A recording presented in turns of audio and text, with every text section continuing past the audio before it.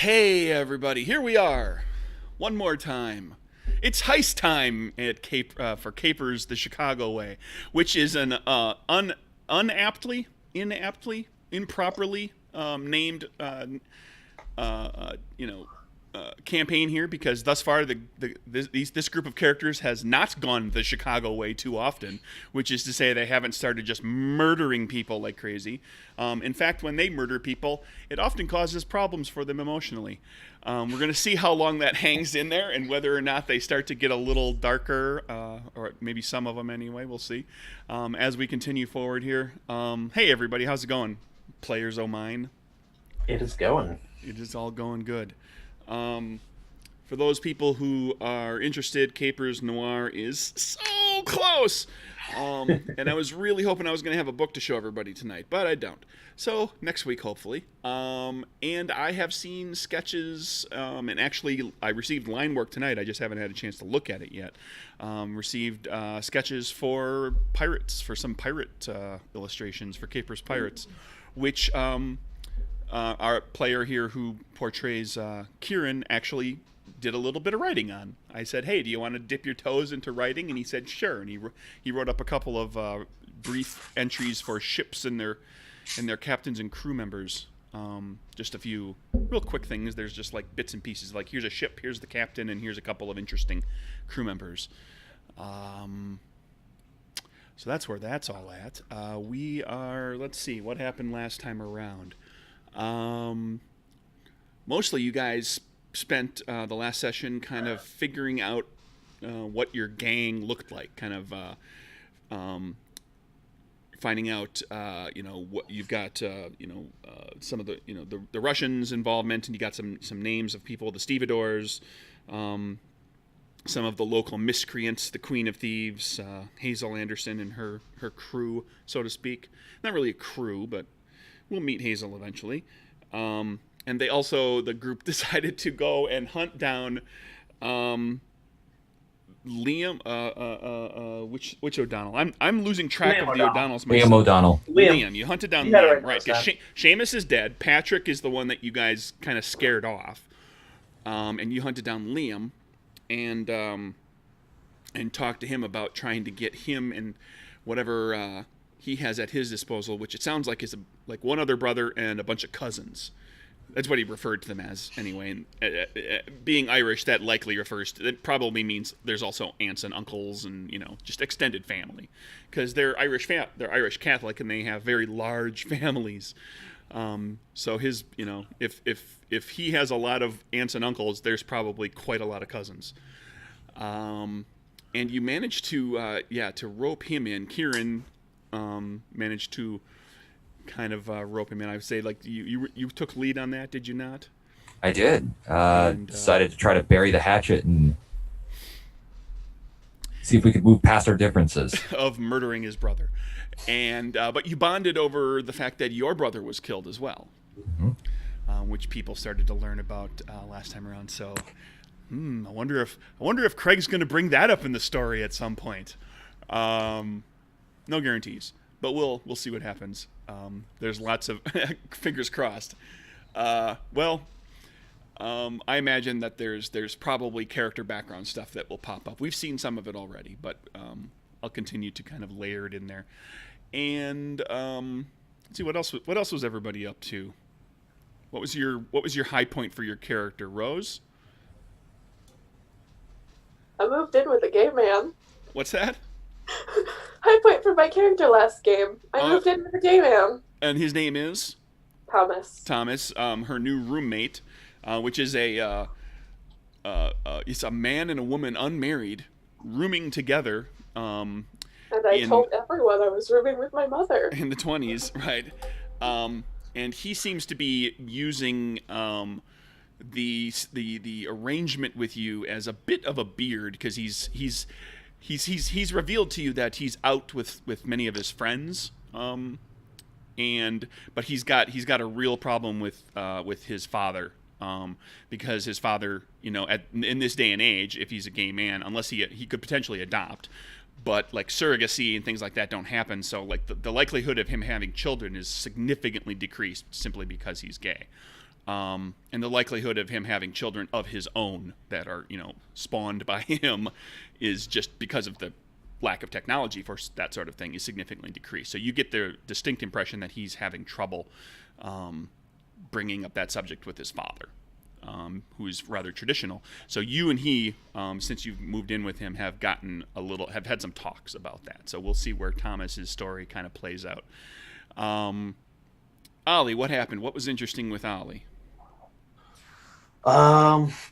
Well, Ollie tagged along with Kieran to bury the hatchet with Liam. Yeah, there was a lot of tagging along where the two fellows went to the Shillelagh bar, the speakeasy called the Shillelagh, and then the two gals kind of came rolling in too, and kind of one snuck in through the door and one snuck in by turning into smoke.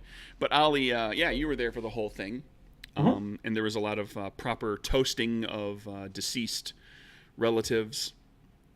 And he seemed to Liam seemed to get along with you fairly well. It took him a while to warm up to Kieran, but he kind of warmed up to you a little more quickly.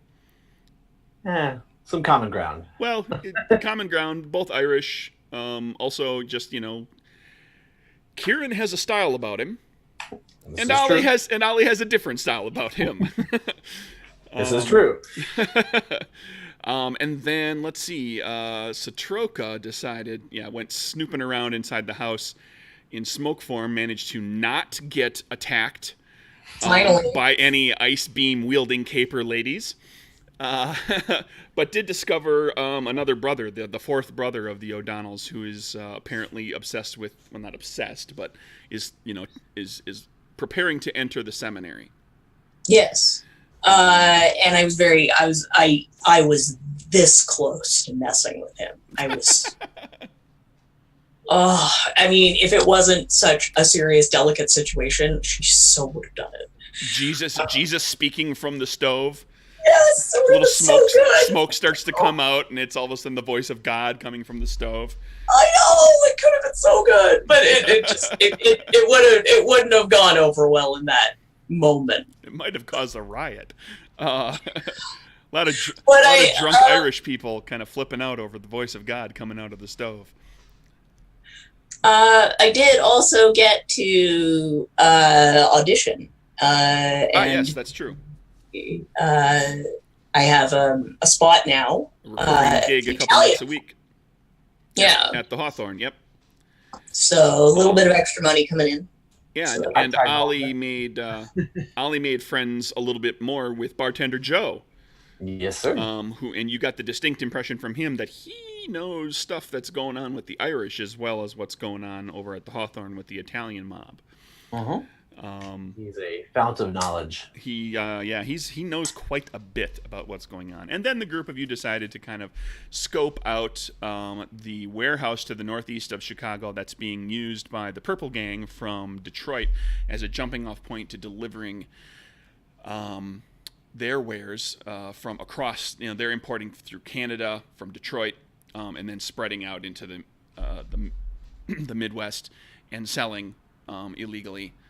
And they're kind of jumping off the staging point in the northeast corner of Chicago.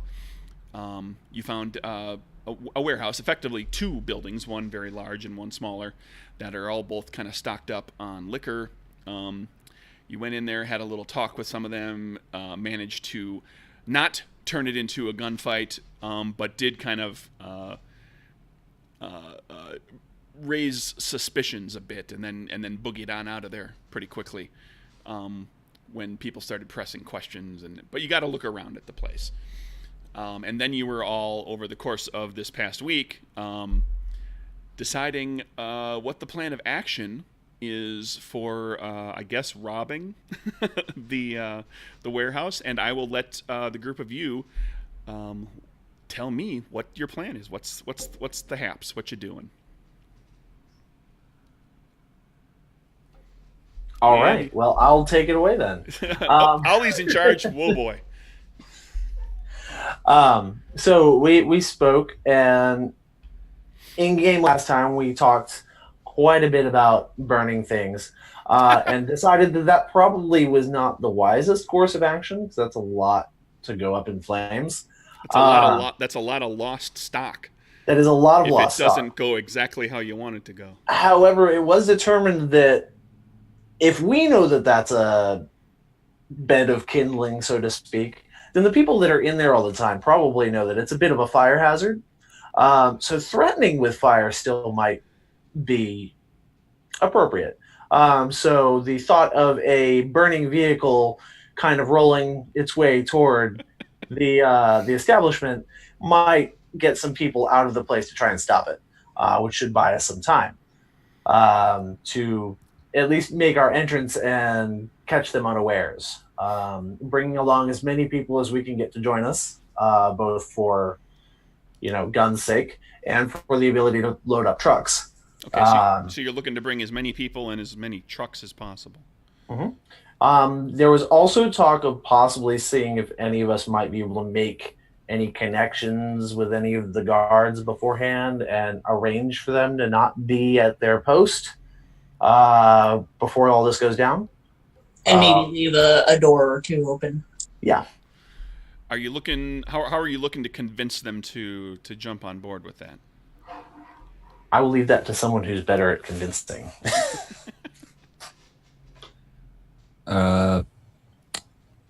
Perhaps with being persuaded monetarily, I was thinking maybe. Okay. And if that doesn't work, I could always try and seduce them. Nice fat bribe. There is that. Kieran can also be very persuasive when he wants to be, which is mind powers. Telekinesis, Kyle.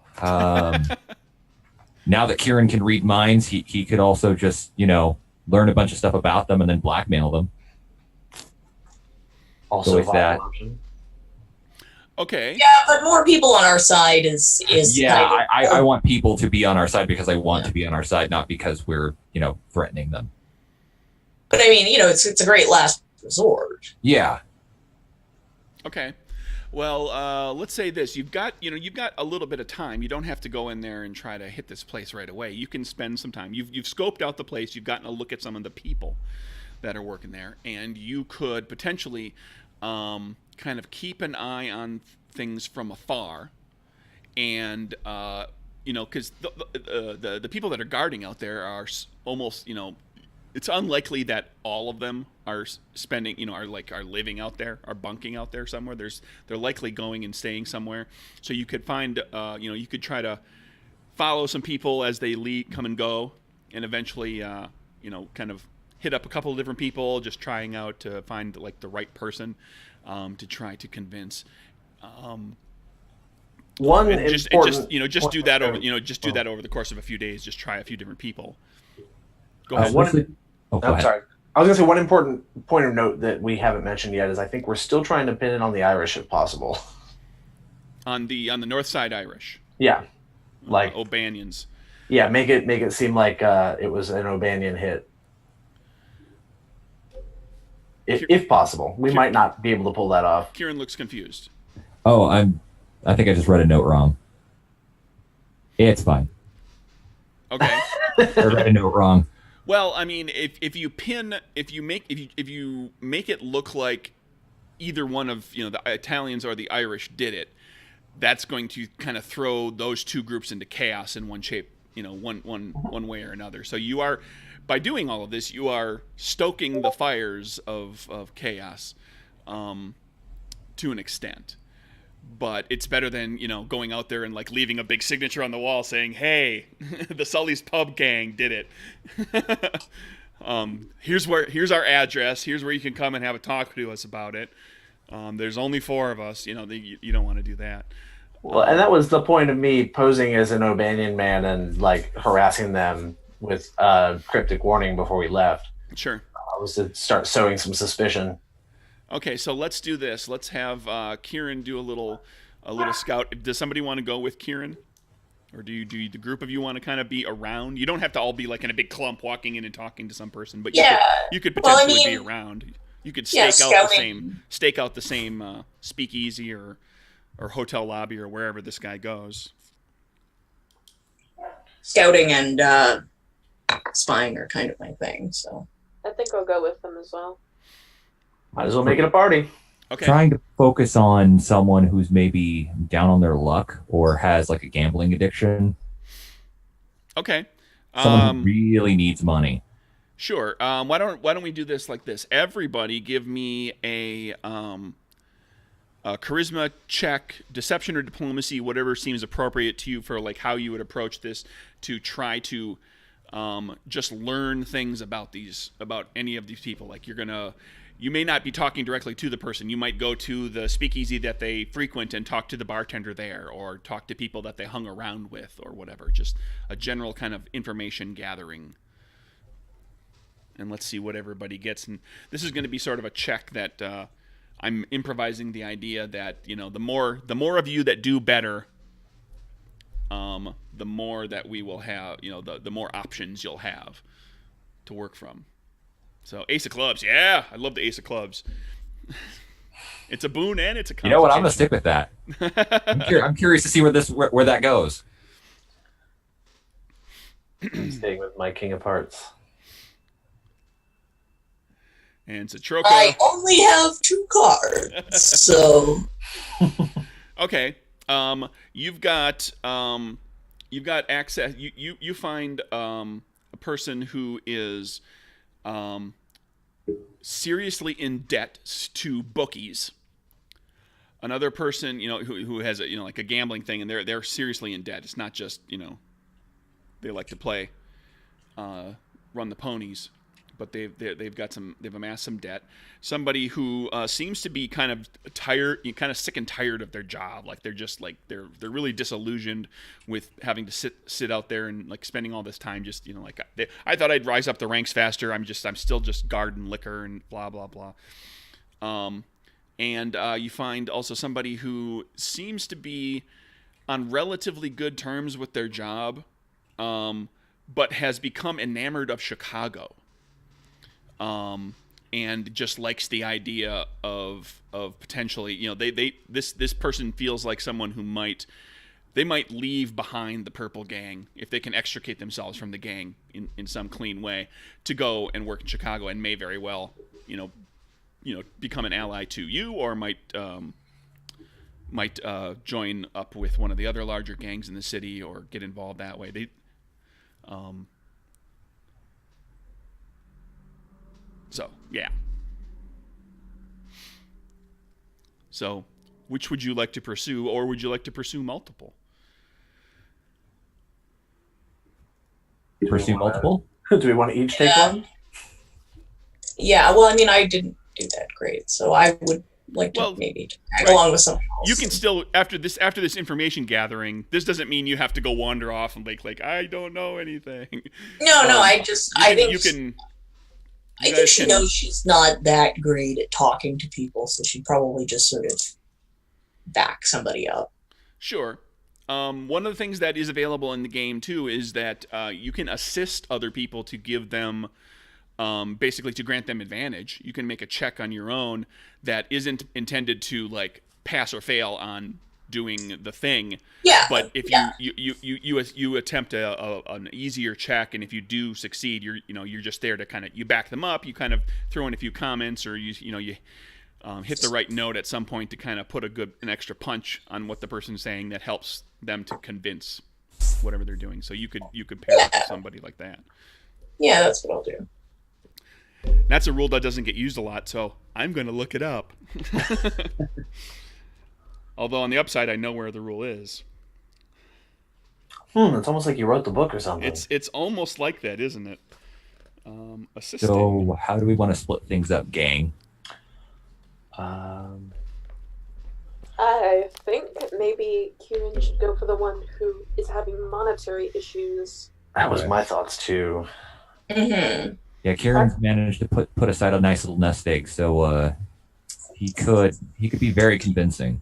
And if he brings Citroka, she can wear some of her flashy jewelry. You know. Okay. She'll get dressed up. Kind of be like, look good. Hang on your arm. Sorry, I'm losing my pillow here. Kind of be like your shoulder girl. Yeah. I'll look sparkly and pretty on your arm. So that's Kieran and Citroka.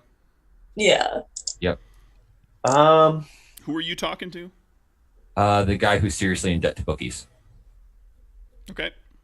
Do you have a preference, Rose? Well, I kind of want to talk to the guy who's interested in Chicago, but I think you'd be more prevalent for that.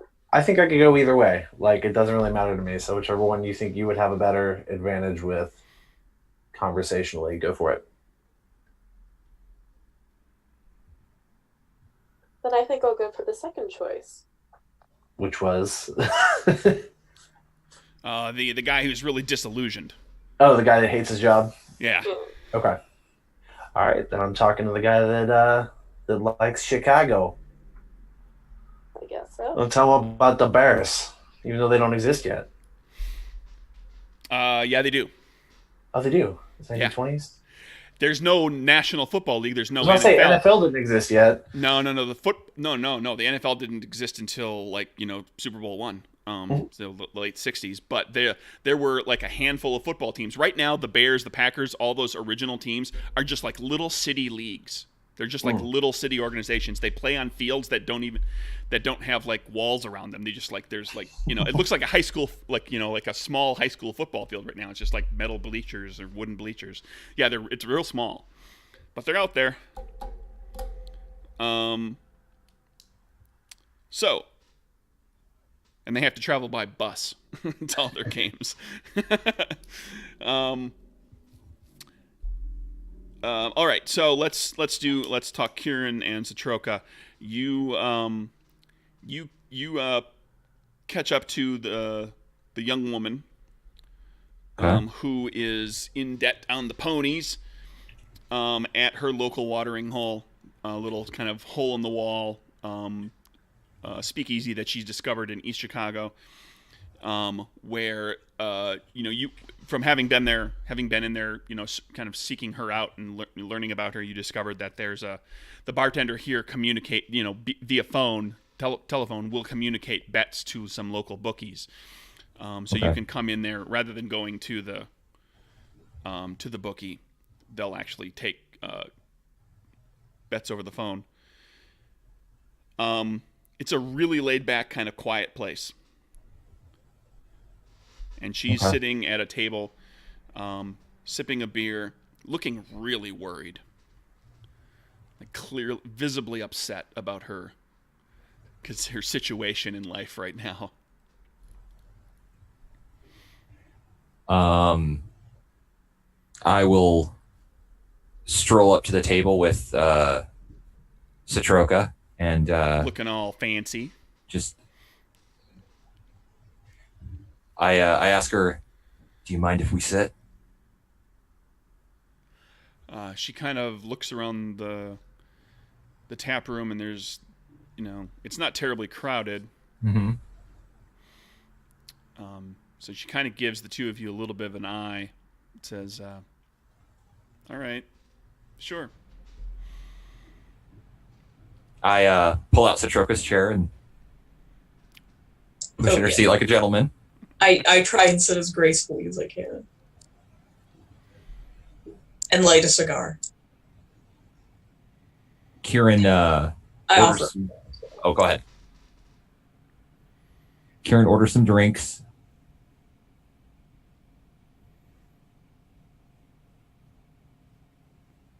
She's just kind of staring into her beer.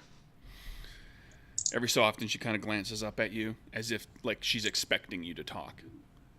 But she's not volunteering.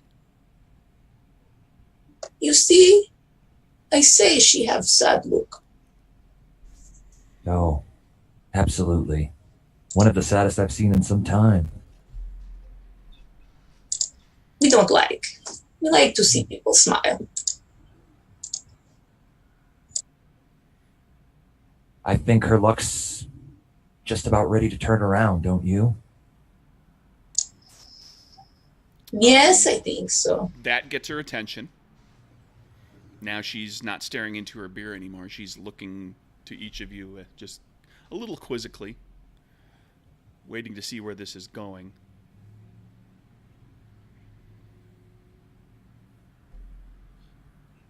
I know you've had a string of bad luck recently.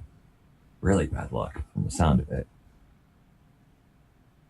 What if we could do something to help alleviate some of the stress you're no doubt feeling right now?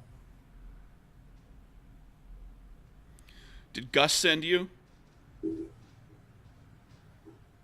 Gus did not send us.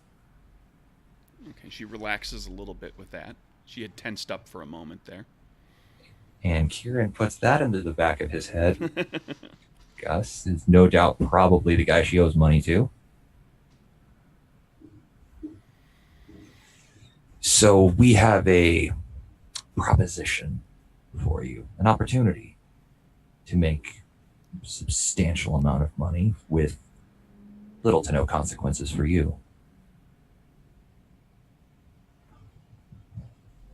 And I lean in close and kind of whisper, we know that you happen to work at a certain warehouse. You notice her shoulders tense up just a touch, like. And I don't want you to do anything. I don't want you to put yourself at risk. I don't want you to hurt anyone. All I want you to do is leave a door unlocked and pretend not to see some people. And that's it. She gives that some thought. No one's going to get hurt. In fact, believe me, that's the last thing I want, is for anyone to get hurt. People getting hurt is so messy. It is. It's bad for business. And furthermore, if everything goes according to plan,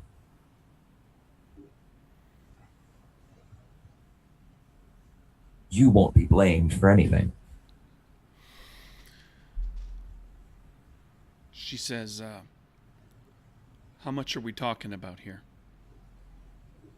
She kind of, does the universal sign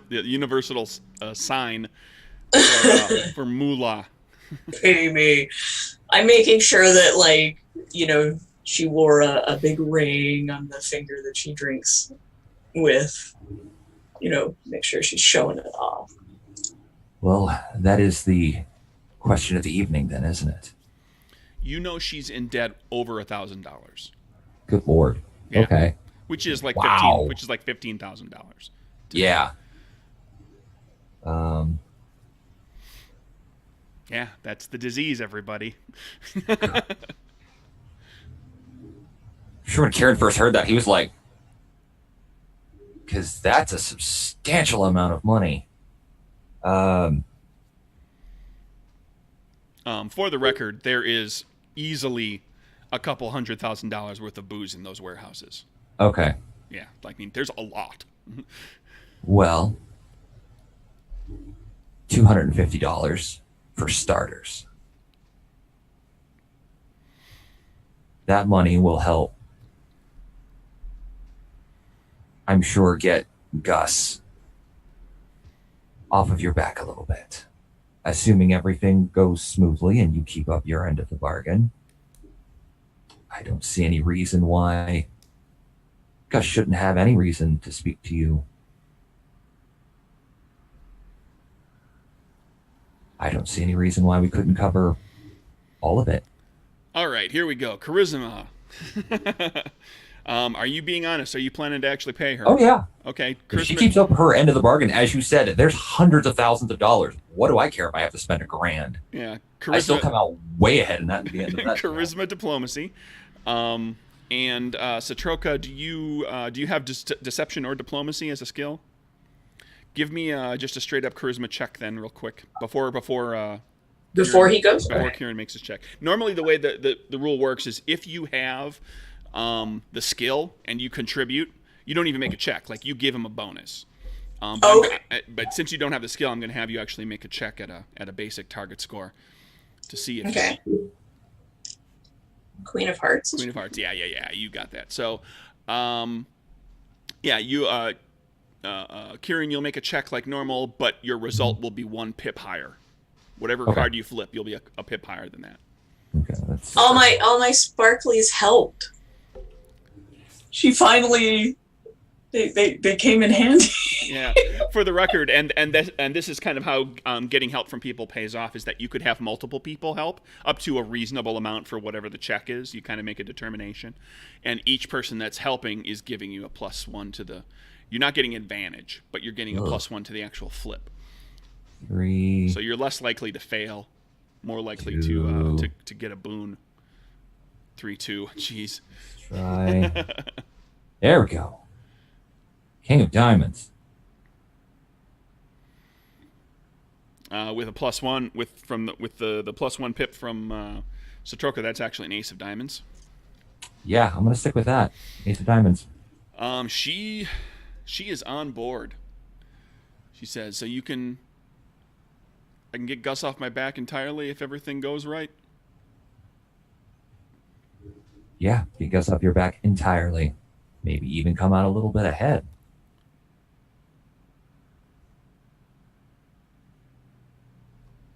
I do this, I'm not going to be able to go back to Detroit. Why would you want to?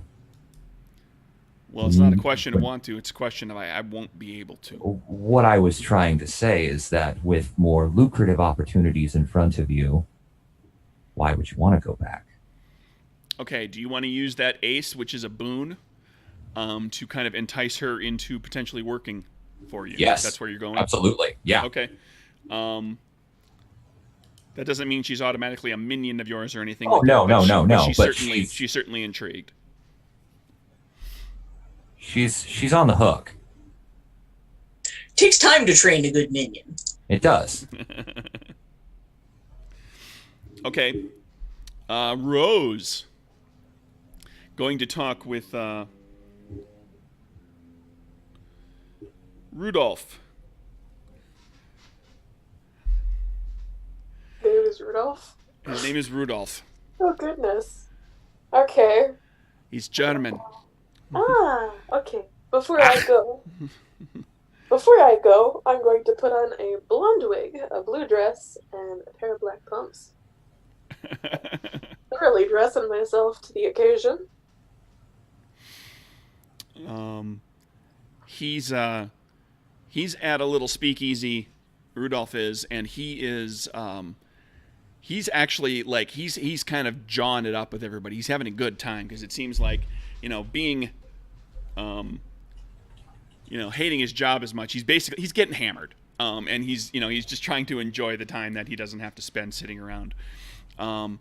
So he's up there, ich möchte einen großen Bier, and he's ordering, and it's like this is a little speakeasy that's run by a little old German lady named Henrietta, and she just keeps, you watch for it. You come in and you see him, he's finishing up a beer, and you watch for a little bit, and he's pounding through them pretty quickly, and they're big, dark German beers. It's entirely possible that she brews these herself, or some German in the neighborhood does. Well, I'm going to walk over, sit beside him, and order probably the same thing he is drinking. So you get a nice dark German lager. And he's a little taken aback by this, lovely woman who's decided to have this, thick kind of dark beer. But after watching you take a few swigs off of it, he kind of warms up and immediately just kind of starts. He's not really chatting you up, but because he's like halfway, he's a sheet and a half to the wind at this point. And so he's just kind of giving you like these really terrible eyes. Like he's trying to give you the eyes and trying to be like, hey, but he's a little wobbly, and he's not quite able to keep eye contact for an extended period because he keeps getting distracted by things. But he's trying. Lord, he's trying. Rose can see that he's trying, and she kind of flirts and glances back every once in a while once he finally notices her and keeps good enough eye contact. Yeah, Fräulein. And he's eventually he kind of works up the nerve to start chatting with you a little bit. And it's his chatting is mostly asking you about who where you're from, what do you live in the area. He's asking about you. He's actually like, if you get the feeling that if he was sober he would have game. He's not just talking about himself. He's not talking about uninteresting things. He's like taking an actual interest in you. He's just not very good at it because he's hammered. Well, I start by telling him that my name is Lily and that I do actually live here.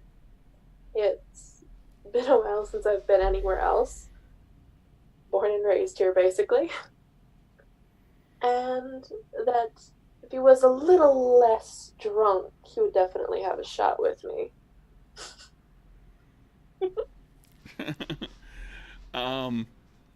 He happily buys a shot for both of you of a schnapps,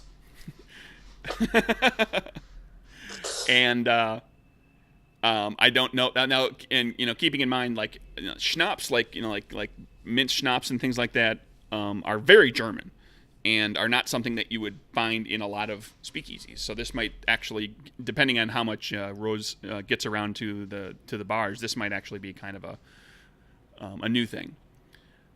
Rose doesn't get around to many bars because a lot of people tend to buy her drinks, and she doesn't drink things when people buy them for her. Well, he buys you a shot, and the bartender comes over. You see the bartender pour out, from kind of a cloudy bottle. It's a clear but cloudy liquid. Smells of mint, and he sips it back and then just immediately goes right back to the beer and kind of continues to chat with you. Doesn't even notice whether you drink the shot or not, to be honest. Yeah. I think Rose does not intend to drink the shot, so she ever so slightly moves it to someone else. Just kind of slide it down the bar. Yeah. Provide it to someone along the bar. Well, at this point, you've got his undivided attention, because there's not a lot of flirty anything going on in this particular little German establishment. These are Germans who are not messing around. Most of the people who are here to have drinks. Mm-hmm. So, Rose is going to ever so slightly and flirtatiously, mind you, put a hand on his knee and say, "So tell me about yourself." Oh, good Lord. Okay, go ahead and give me charisma, diplomacy. Well, you're playing a part. So charisma, deception, with advantage, just from the combination of everything that's going on, with him being kind of an easy target. I think I'll keep that one. That's a king. Successful spades is a boon. So he, with spades, with the boon, he spills basically like what you already know about him. That he's from Detroit. He's down here working, kind of as he puts it, keeping an eye on things for his employers. And he never really says it's beer or booze or anything like that, but all the code words are there. But he, after he gets after he kind of describes everything that he's doing, then it just turns into complaining. Just, it's I'm there for 15 hours at a time. Nothing's going on. It's not busy. It's out in the middle of nothing. The money's okay, but it's really boring for what's going on. It's easy money, but it's not exciting at all. So you're looking for a bit more excitement in your life. That's the point where he puts his hand on, just briefly, he doesn't linger, puts his hand on your knee and kind of leans into you and says,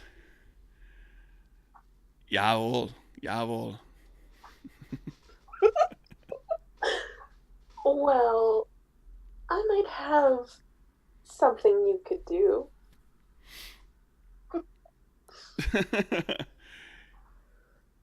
He's all ears. Ja? Was ist dies? Well, I have a little group of friends, and we kind of run an establishment quite alike to this. We're running a little low on handymen like yourself, and, well, if you're willing, I could help you get a job there. It's more exciting than whatever you're doing. All right.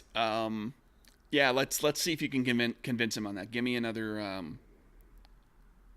Well, he's buying your persona, so let's call this.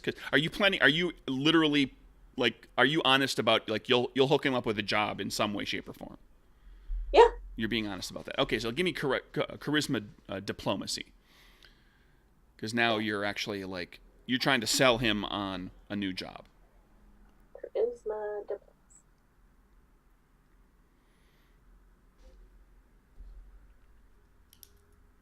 I think I'll stick with that. Okay. I'm having a pretty good time.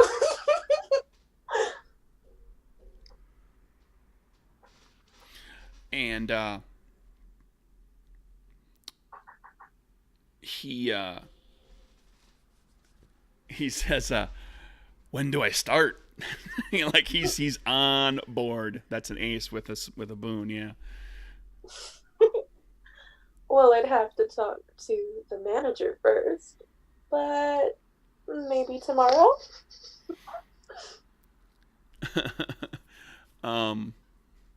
He agrees. He's ready to. You get the distinct impression that he is ready to simply not show up for work where he's currently being employed. Like he just won't go. He'll just disappear.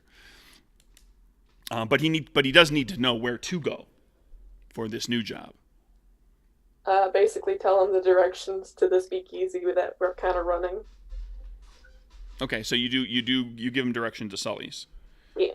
All right. And with that, he's happy to continue drinking nice, fine German ales with you for as long as you want to hang around. If you hang around for a little bit, he gets bold enough to try to kiss you, and then he gets so drunk that he can't even try that anymore, and it just becomes hanging around at the bar. I'll stay until he becomes bold enough to attempt something, but once he gets too drunk, I'll leave and say my lovely goodbyes. Maybe give him a kiss on the cheek as I leave. Oh, now you're leading him on. All right, if he remembers all of this, that'll be the challenge. Although you did pull an ace, so it's likely that he will remember this despite being drunk. Ollie, you are talking to.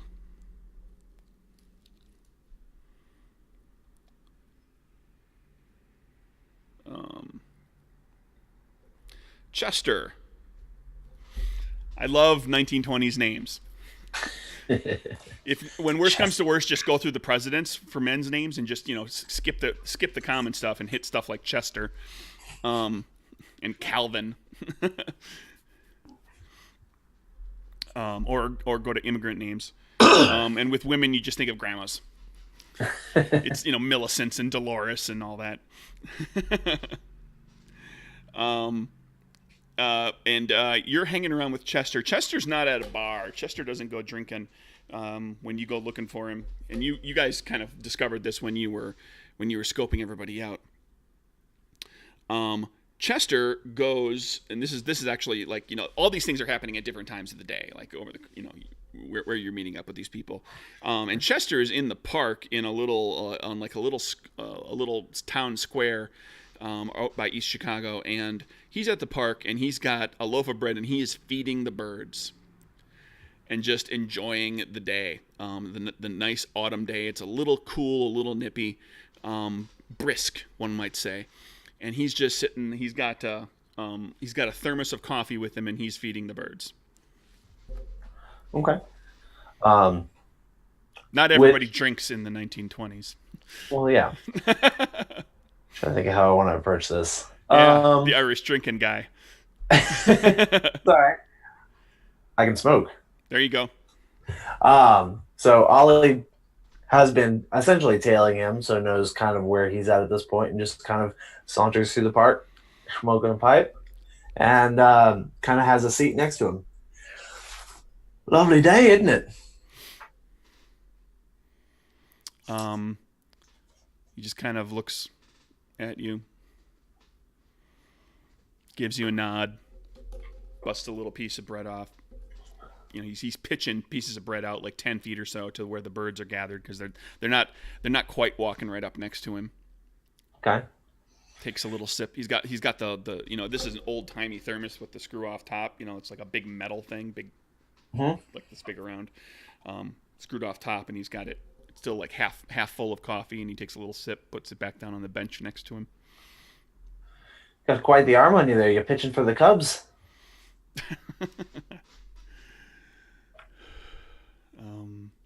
Not sure the Cubs exist, but call it the Sox.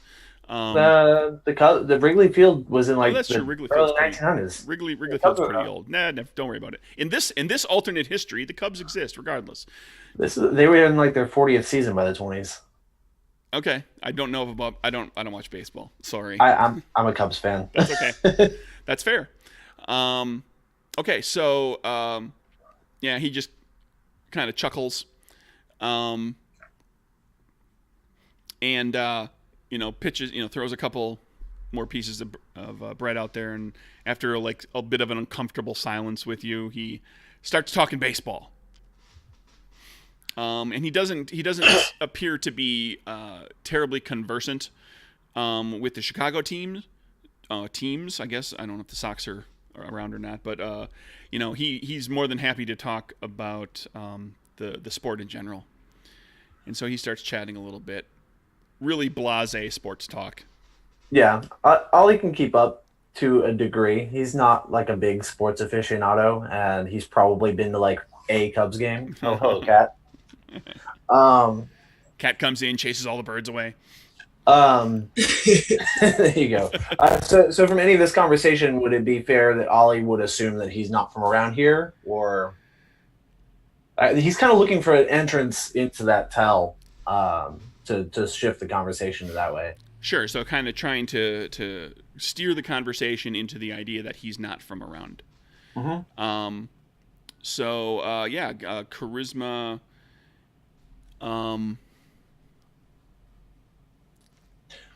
More just like during conversation, is there any spots that he may reveal that he's not native to Chicago? Oh, well, I mean, if you talk to him long enough, eventually he kind of runs out of things to say about the Chicago teams, and then he just kind of offhandedly remarks that I don't know the Chicago teams too well. I didn't grow up here. I'm just in town for a while. Oh, it's a small world. I didn't really grow up here either. I've only been in town for a few months. It's a beautiful town, though, don't you think? Seems so. I've only managed to make it downtown a couple times. So, what do you like to do down here? There's so much. Yeah, like I said, I don't get the chance to do too much. I'm awful busy. Nah, that is a shame. First time I made it downtown, I just took a walk around the loop, and Jiminy Crickets, there's a lot of tall buildings. Yeah. Well, I'm from Boston, so we've got our fair share, but nothing like here.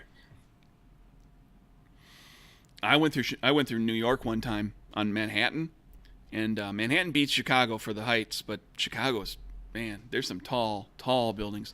Detroit don't got much of that. Oh, from Detroit, eh?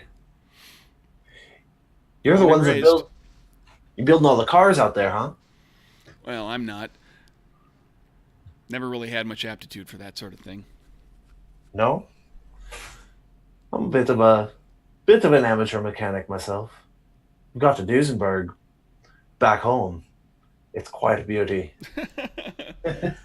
His eyes light up a little bit at that, and he's like, "Oh, I'd love to see that sometime."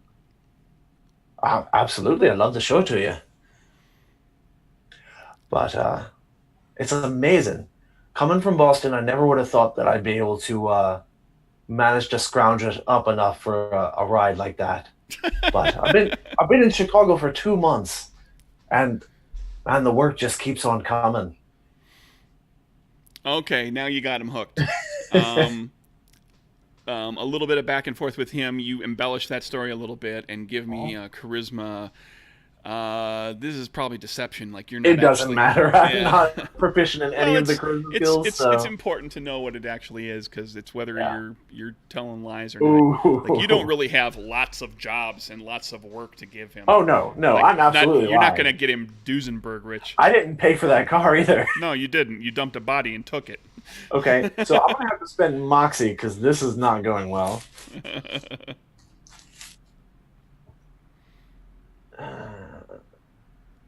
Come on, man.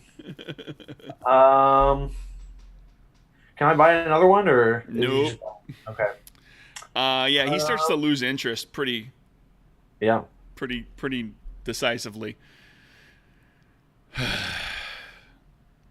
Just Okay. kind of goes back to sipping his coffee and throwing crumbs out to the birds. Are you ending it there? Can I steer the conversation some more? Or are we gonna You keep can it give going? it a shot, but it's going to be tougher Okay. because he has Um, he's not buying what you're selling. Okay, that's fair. Um, let's see. How do I want to do this? So Detroit, hey, what do you like it out there? It's all right. It's just all right. You come down here, feed the ducks. You seem like you're interested in something a little more. But what do I know? You looking for a friend? You're awful talky. I'm just friendly. Talking with everybody. You see, life is too short to go around being quiet all the time. You never meet anybody that way.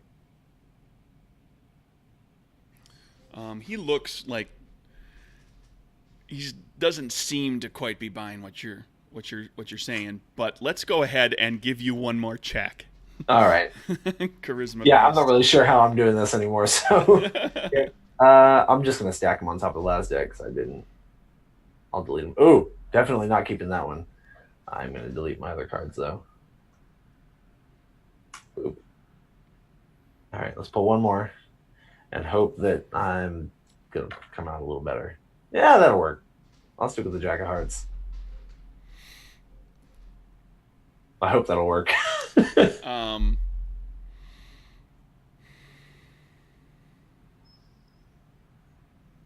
He says, "So what are these jobs you're talking about?" Well, they're not exactly above board, so to speak. I got no problem with that. Just like immediately offers, like that's okay. Good to know. Well, you see, Chicago's got a bit of a full house, let's say, of interested parties when it comes to not above board work. So there's quite a bit going around, depending on who's signing the checks. But we've got a bit of a business of our own, kind of on the side, so to speak. Not really affiliated with any of the big boys. Keeps us lean. Keeps the profit margins a little higher as well. And life expectancy a little bit longer.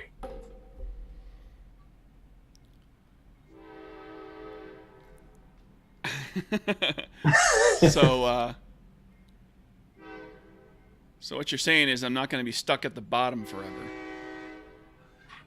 I mean, even at the bottom, you're not doing too bad with us. We're a small organization. So we wear a lot of hats, let's say. As we grow, you'll automatically be moved up because as we recruit more, they'll be underneath you. He's Seniority. he gets interested. and basically is looking for. So you can set me up and you can help me find a place here Oh, for sure. for a reasonable price. I know Chicago can get pricey. Absolutely. We've got room and board with us, actually. But if that fails, if that's not your fancy, there's plenty in the neighborhood. We can set you up with something nice. All right, he seems on board. Okay. So kind of wrapping that, getting everybody kind of back together. The group of you, exchanges information, whatever. You kind of know that you've got these 3 people. So now it becomes a question of orchestrating when you're going to, because you have the option, there's opportunities here for people to simply not show up to work if they've been, coerced into to leaving. And also people who are looking to, that you can use, like you've got, I think Eleanor looking to, kind of look the other way and get paid. So it's a question of just coordinating when that's going to happen. And then in the process of all of this, too, you've got yourself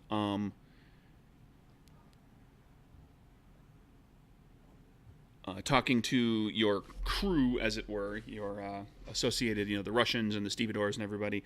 You're able to round up about 20 people and a dozen trucks, and a couple of those are like big box trucks, not like trucks.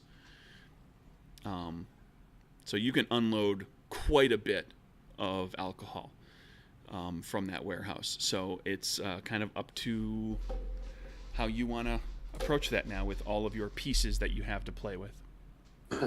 I think what Ollie did next after that is take the guy for a ride in the car. Let him drive it for a bit. Seal the deal. And while we're riding, actually straight up explain what we're going to attempt. Because Ollie's Ollie, and he's just going to tell him. Exactly. And try to get him on board with it. I want him there to open the door and help us load the trucks and do whatever is in his power, because he's going to end up very wealthy with his split on the take, so to speak. Okay. So I'm going to be totally upfront with him about the plan.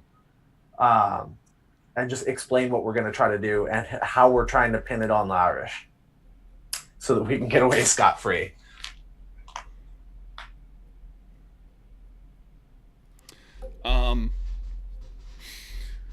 Okay. And Kieran, what's your plan with Eleanor? Is just basically to have her be ready to...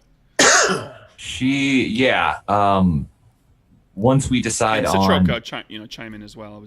Once we have a date figured out, which I'm thinking actually, if we've got all 3 people on board, we'll want to move pretty quickly. We don't want these people to get cold feet once we've got them on board. Basically, I just want her to open up the door and pretend like we're all invisible. Just play dumb. She doesn't have to put herself at risk or do anything like that. Okay. And she will get paid. Okay. And Rose, you've got this Rudolph fellow that you are offering a job to now, and you've given him information on where to go and everything. Are you looking? Like I said, it sounds like he's willing to. He's ready to just not show up. Is that the direction you're playing it, or did you want to try to arrange something different with him? I think the direction I'm playing with it right now works pretty well. Okay. So you're going to make sure he doesn't show up on whatever day it is you guys choose, like tomorrow night, let's say, because you've got like the other people, the 20 guys and your 20 people and the trucks and everything are ready to go whenever you're ready. We do need maybe junk car for setting on fire. Sure. We don't want to burn a good car with money. For that. Not your car. No. You can't hold my car for that. I'm sorry. No. Rose knows enough of the kind of underworld type characters, including Hazel, that you could get one of her people to jack a Model T for a favor to be called in later. Yes. Or you guys can go steal a car or buy a car or do whatever you want to do. I'm just throwing this out there because it's a fun hook. It would be a lot cheaper than purchasing a new car. Also gives us a certain level of plausible deniability. We don't know where this car came from. A friend let us borrow it. Yes. And Hazel tends to keep her requests kind of simple. In the case of sometimes a couple thieving jobs, and sometimes a couple cleaning jobs. Could this car have bootlegger modifications so that when they, if they decide to go through the wreckage later, it looks still suspicious? You could, not necessarily specifically, although you could try to get her to find, have her people find somebody, to jack a car from actual bootleggers. Or just modify a Model T with, compartments under the floorboards and stuff like that. Sure, that's a potential, but that'll take time. Oh, true. Rose, you know this much about Hazel is that when she calls in a favor, it's usually, she doesn't usually overdo it. She doesn't push the boundaries too far, and she doesn't suddenly ask you for your, firstborn child or anything like that. Or your kidneys. But she does expect. That she holds to this pretty strong and she has the people to back her up on this, that when she comes calling for the favor, you do it, and you do it now. Mm-hmm. Or on her timetable, whatever she sets out. Like if you try to say, well, can we take care of that in a week? No. Timetable tends to be pretty short. Yeah. And it tends to be, it's like when she says it happens, it happens. And if you fulfill that way, you're on, you stay on good terms with her. And she continues to be a resource. Yes. And if you don't, then she is no longer a resource. And best case scenario, she is no longer a resource. Worst case scenario, you're gone. You just disappear. Yeah.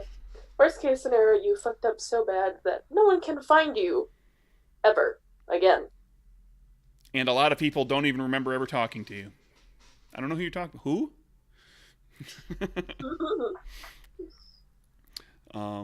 So you could get a pretty a cheap piece of crap that you can just burn up easily enough that way.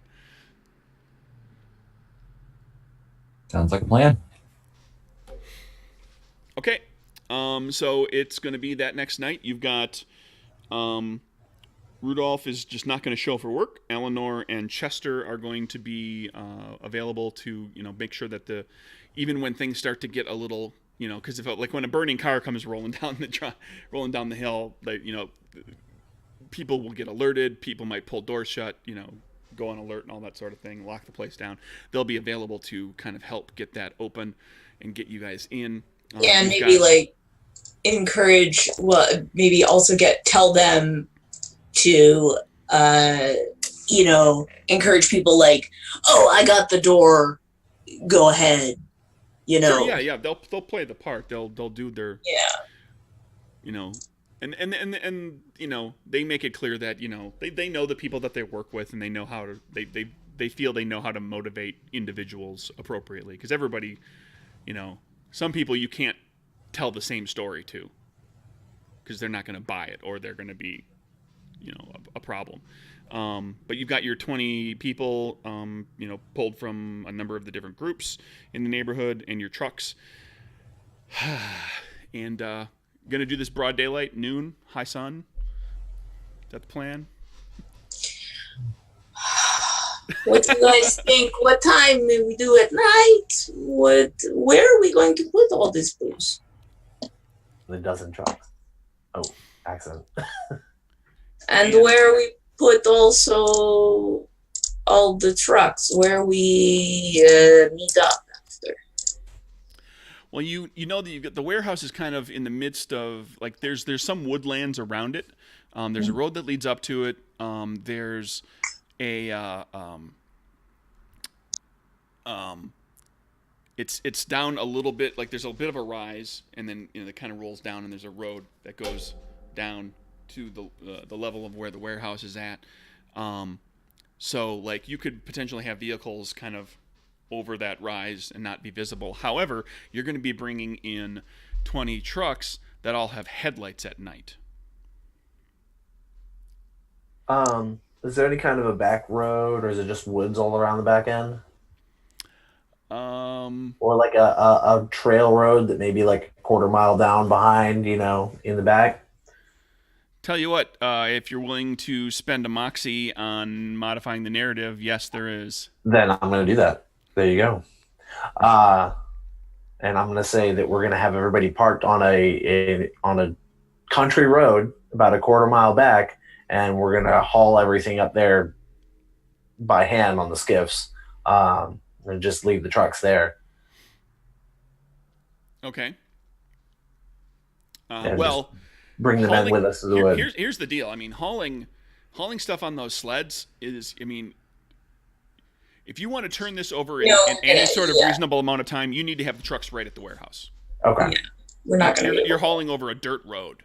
All right. Well, then if I can have a back entrance road that's not as far off. Well, yeah, and you've got this back road that you can use, and you've also got the main road up to it and everything. It's just that from any direction you are going to be coming in, unless you want to drive with the headlights off. Oh, for sure, with the headlights off. Yeah. At least for like the last mile or something. Okay. Yeah. When we get up close, everybody would. We kind of have everybody in a train, so they don't. Yeah, I mean, you're looking at like the back trail is like like one. It's one vehicle width. It's one vehicle width. I mean, there's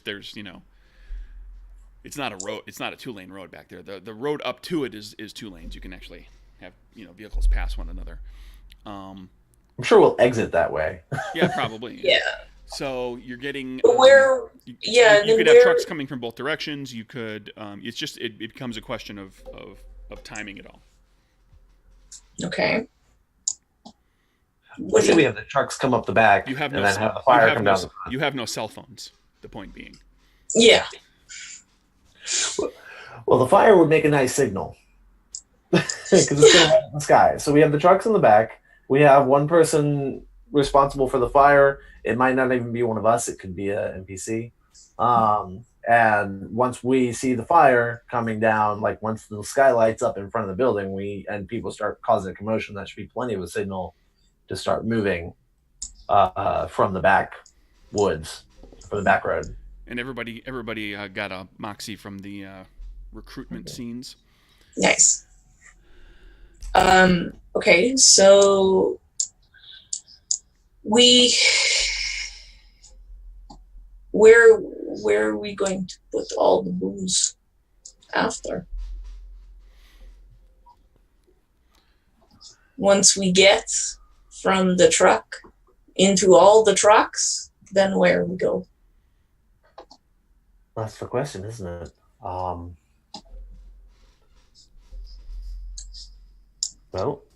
I suppose we have them distributed right off to their neighborhoods. We do have some room here. We have room here. We keep what we need here.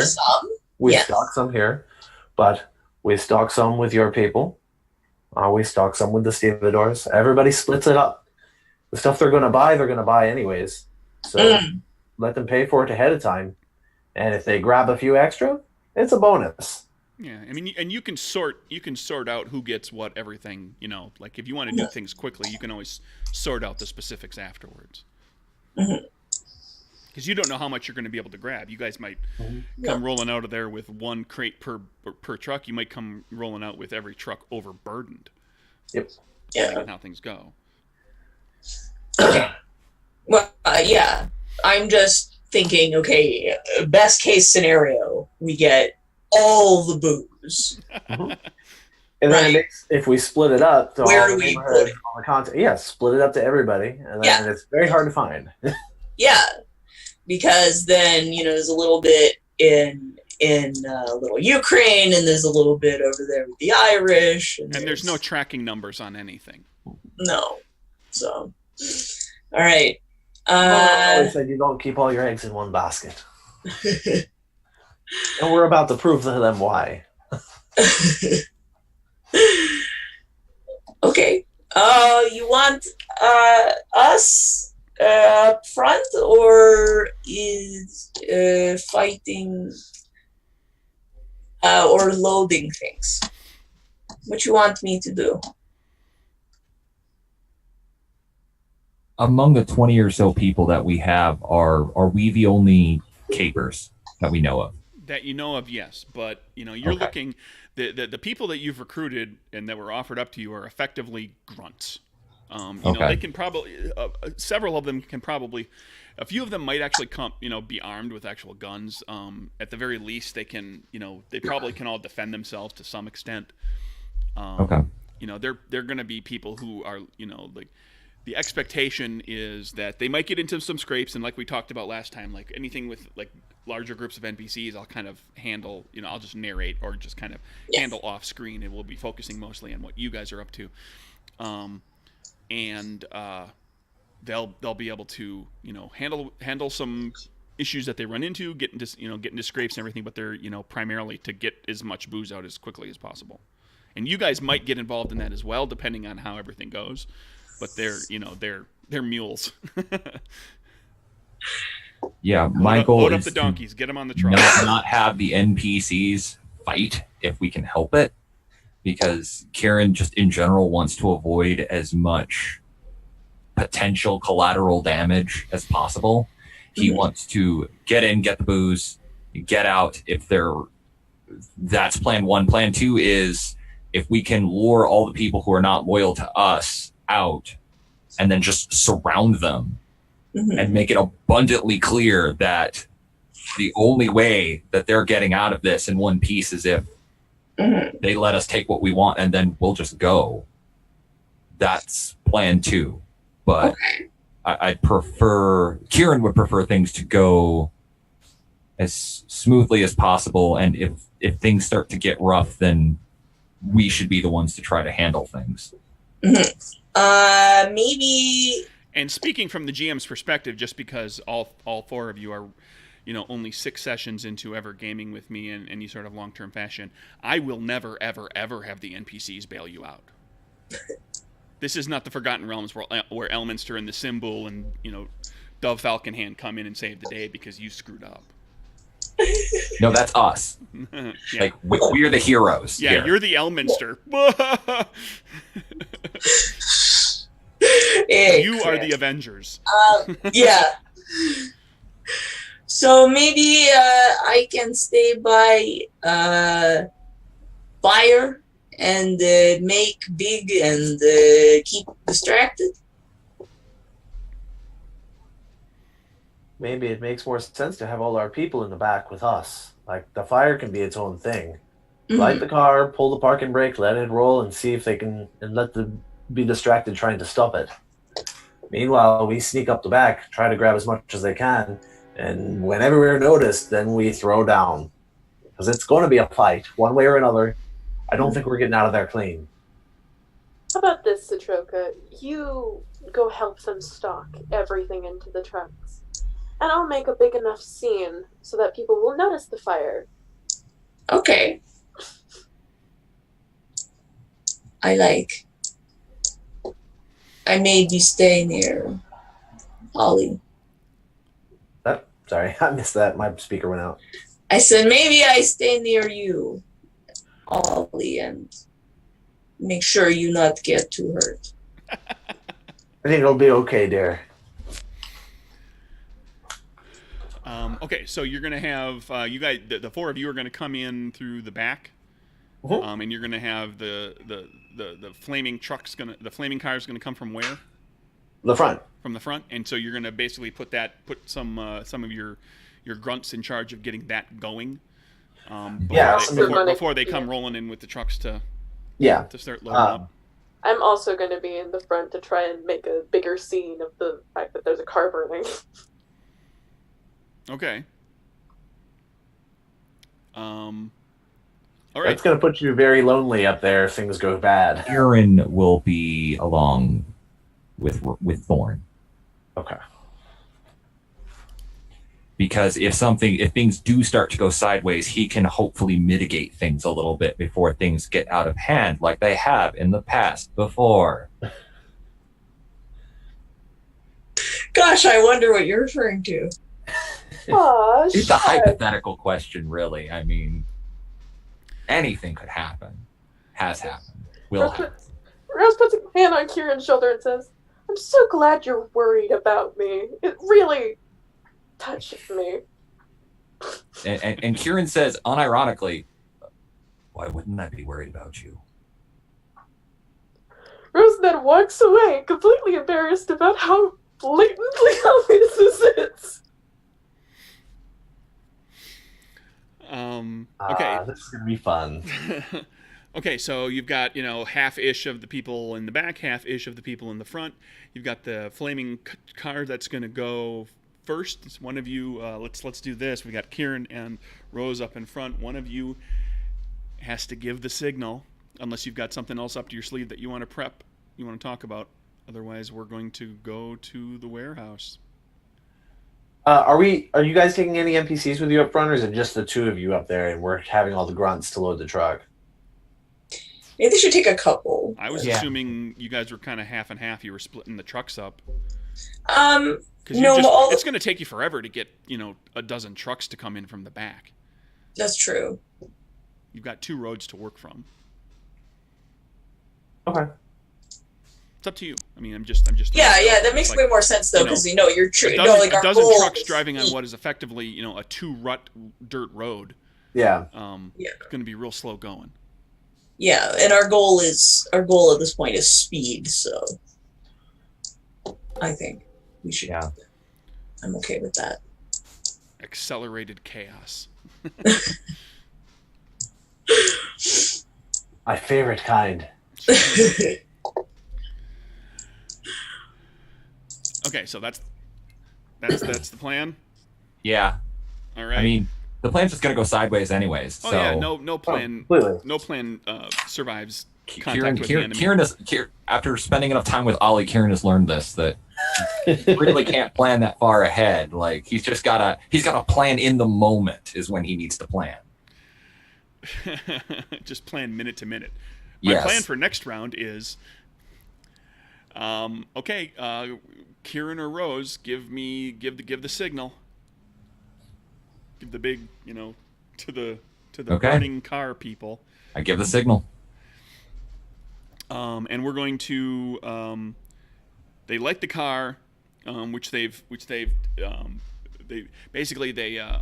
hid liquor in it, and then broke those bottles, and then lit that all on fire, and started it down. Excuse me. Started it down the hill, in the general direction of, what was the plan? You got the big warehouse, the little warehouse. General direction of the big warehouse. Because if I remember correctly, the big warehouse had more people in it than the little warehouse did. Well, they're both relatively, Roughly. Yeah. I mean, Kind of the place between the two, just enough to.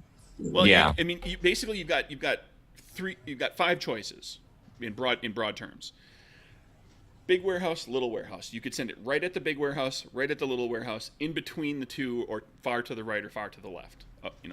Far to the side of one of the warehouses. I was thinking about probably pointing it at the big warehouse. I mean, if someone were theoretically trying to burn the place down and cause the most damage, they would aim it for the big warehouse. And that's going to draw, hopefully, the greatest number of people, since that's where the most booze is, to that one location, draw their attention, which is going to leave most of the little warehouse undefended, where you guys can come in and start trying to grab as much stuff as you can. Okay. That's my thoughts anyways. If someone else thinks that it should be differently, please speak up now. No, I'm fine with either that or down the middle, because it could go either way. But yeah, it makes perfect sense to send it toward the big one for sure. I think we're on the same page. So That was my thinking. Okay. And that's what we'll do. You send it rolling down the hill toward the in the general direction of the big warehouse. Panic immediately erupts amongst the people guarding the warehouses. A few people come running out, immediately, weapons drawn. They're looking for, they're expecting there's what the hell is going They within just a couple of seconds they realize, oh, we've got a bigger problem than if there's anything else going on further out there. They start looking. They see this truck getting this flaming car getting closer and closer. One of them goes to a truck that is parked at the warehouse, gets in, starts it up, and pulls the truck up in front of the flaming Model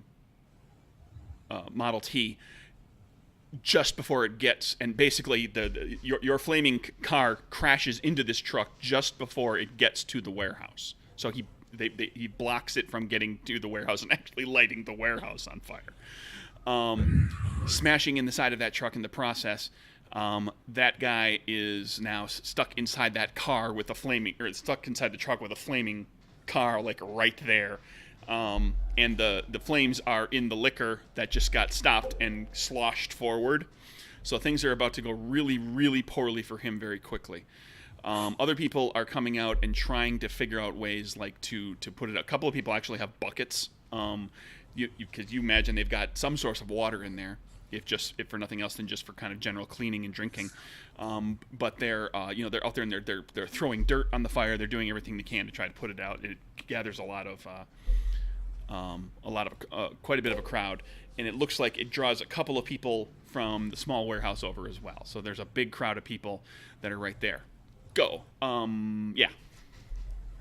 All right, so me and Citroka are from the back there. You see this, you can see this glow off in the distance, and you hear the faint shouts of people screaming, and the collision of the "Stop car. the fire! What's up? Help! Blah blah blah." Yeah. That's all we need. We start moving. Whichever door Chester has open, I imagine that he's just going to like kind of pop it open for us and stand there waiting because I wanted him to help us load. Right. So I'm heading that way. I think we're going to split the crew up, at least the people that are in the back, split them up and each have them take a warehouse, half and half, and just grab what they can and go. Right. They're going to start pulling up to the backs of the warehouse where there's like a back door. It's like a man door. It's not like a big dock door. So it's going to be a little bit of a struggle to get these crates through it, but they can do it. But they're doing it kind of hidden behind the warehouse. Nobody sees them. So they start pulling the trucks up and they start going in there. Chester lets you into the big warehouse and you start your people start unloading. What that means is that you've got trucks that are lined up with people in them who are doing nothing right now until the trucks have to kind of shuffle through. Like the first truck has to get loaded and get out of there before the third truck can get up there. I imagine like so you're only loading about 3 or 4 trucks at a time. Yeah, exactly. We're just loading as fast as we can from the back. Obviously, things are going to go wrong. Oh yeah. We're just getting it started. Don't worry, we're getting there. And Kieran and Rose up front, you've got trucks to direct. Where are you guys going?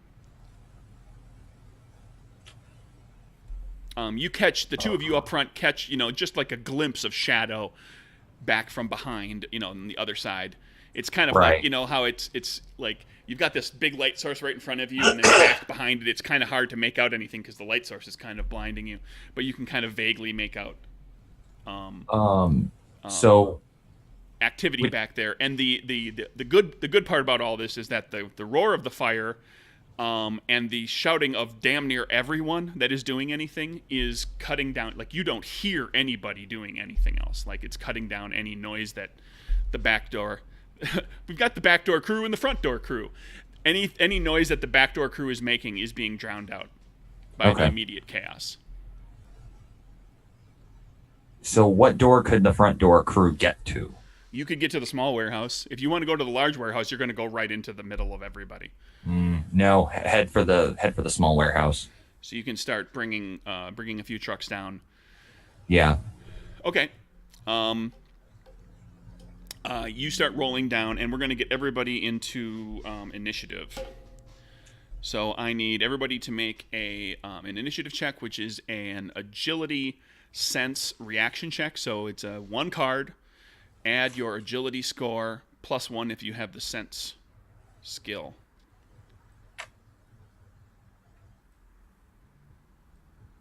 I'm in an 11.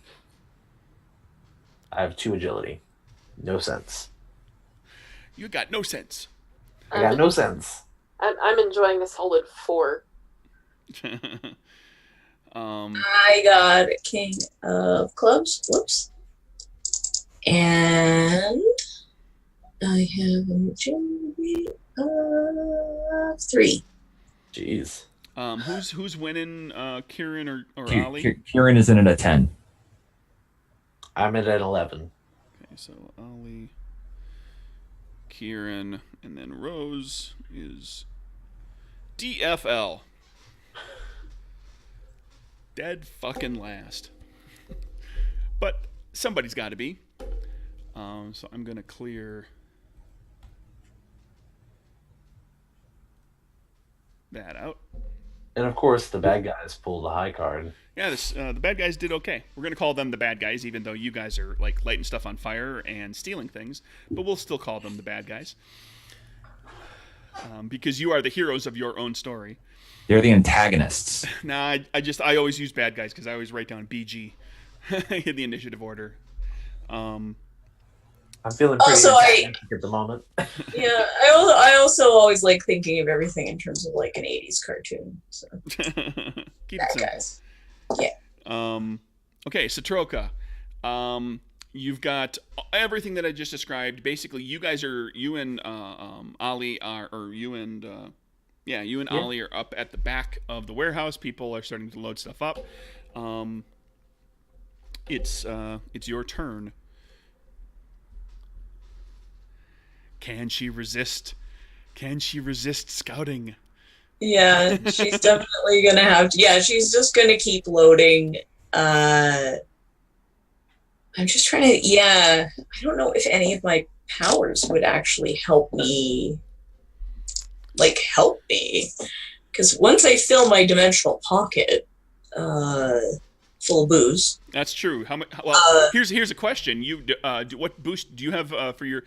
To explain to the listeners, because I don't think this has ever come up, you have a dimensional pocket, which is effectively you have a personal bag of holding that you carry with you. It's invisible.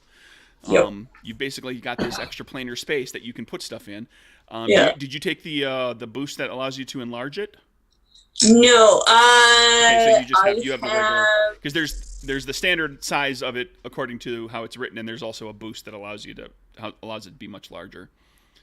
No, I got the. You got the liquid form, didn't you? No, but when I initially took the power, I took the multi boost and the pocket boost. You get 3 boosts. And why didn't I put the other one? I must have forgotten it. Okay, then the size, yes. Size boost. So you could, if you wanted to, start loading that up and. Oh yeah, I load that up first. Right now, keep in mind, if you want to load your dimensional pocket at the larger size, you are going to have to maintain that boost constantly. Yeah. So you don't have to. I mean, you've got trucks. I'm just throwing it out there. I'm not going to maintain the boost. I'm going to just stuff it as full as I can first. Okay, so you're loading that up. You're loading. Yeah. And so you've got the easy way of doing it. I mean, you literally go in there and just start popping crates open and just grabbing bottles. And then walk to the truck and unload it. And... Everybody else is going, hauling boxes and crates around in barrels. And you're just chucking. You're like holding your arm up like this and just throwing bottles that are disappearing under your arm. She's got like a skirt, she's got like a skirt, and it's almost like there's a pocket in her skirt. Okay. So it's like she's like picking up the bottle and like putting it in her pocket, and then picking up another bottle and putting it in her pocket. Mary Poppins style. But yeah. All the bad guys are dealing with the fire and the chaos. A couple of them start to kind of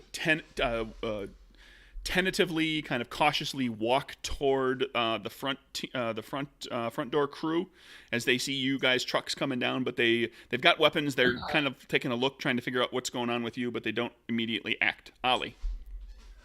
Ali is.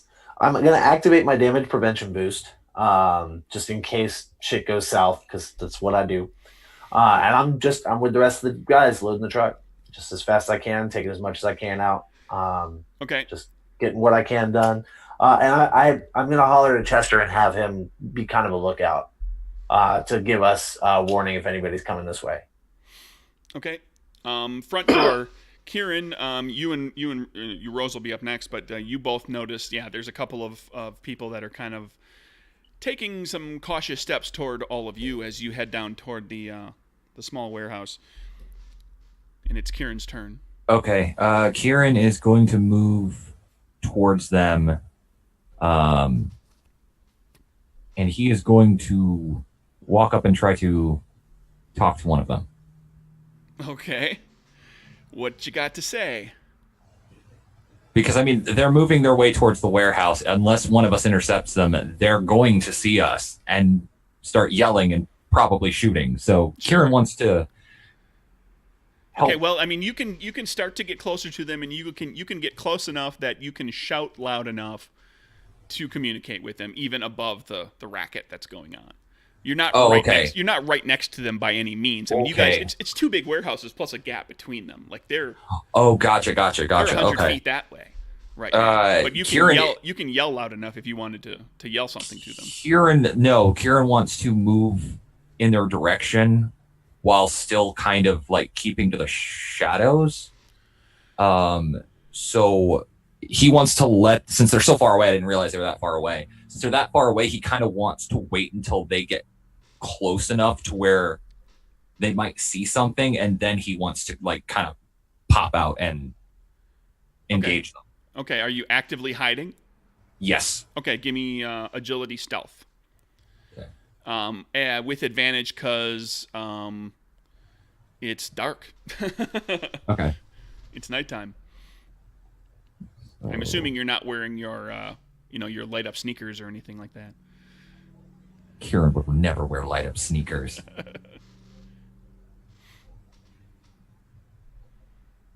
He would wear black dress shoes. All right, that's Ollie would totally wear light up sneakers. If they great. existed. That is. Ollie would wear Heelys. That's a good card, though. That's a good Joker. Yes. I'm gonna stick with that. Okay.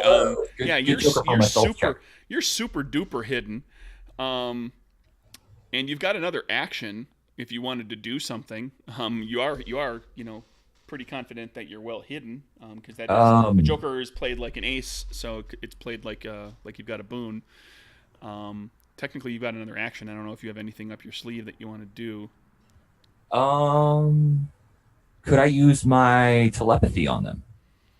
What's your range?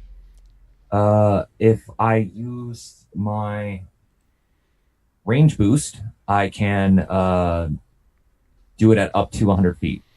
I will be nice and let you do that even though you didn't engage your boost before you did all of this stuff because you had plenty of cards still floating. So you have to use the boost, use that action to use telepathy. Yep. On the lead guy, grunt number 1. So that's going to be charisma insight versus target's mind.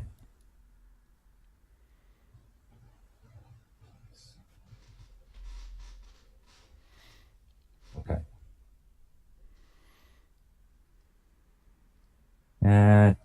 4 is not going to do it. Another 4 is not going to do it. I'm gonna spend a moxie. See if I can do better than a 4. King of Hearts. It is better than a 4. Okay. What are you doing with your telepathy? You just I am just trying to read his mind. See what he is thinking. Yeah, you're getting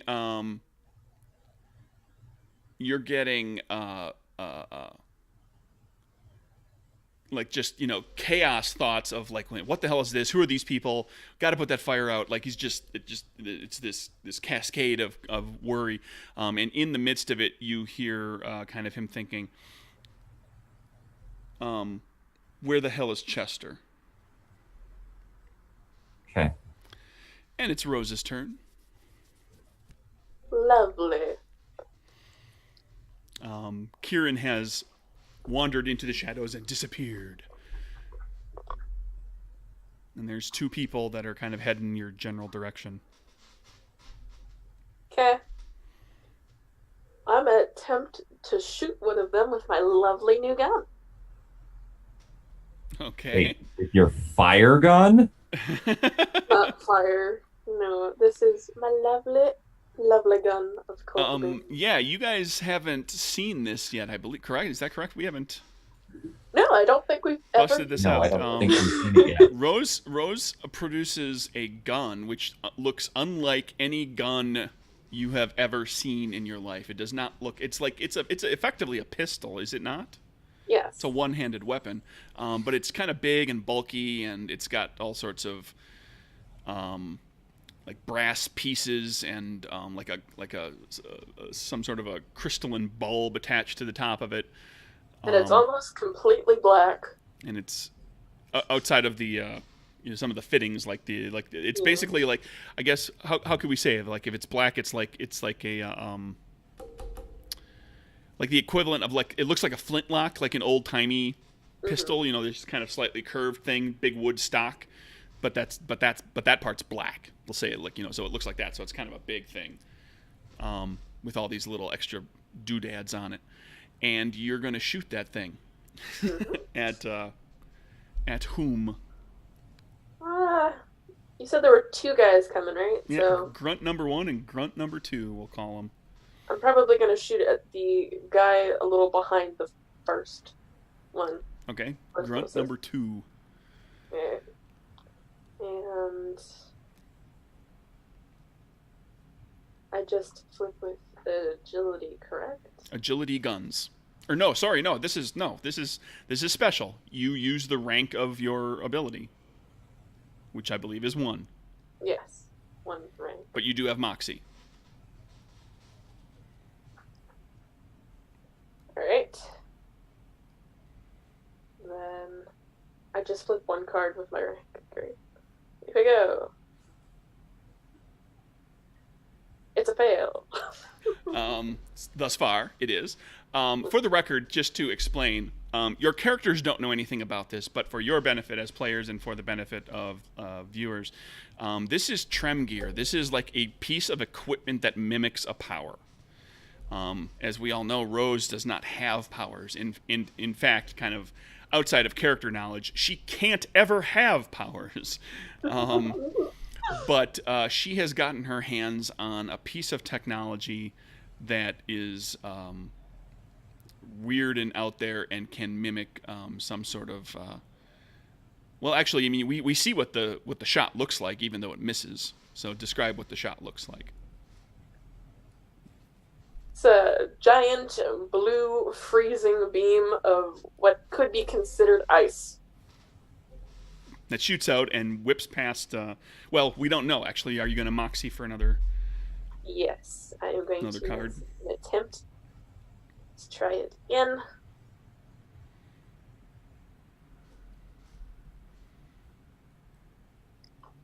It's better.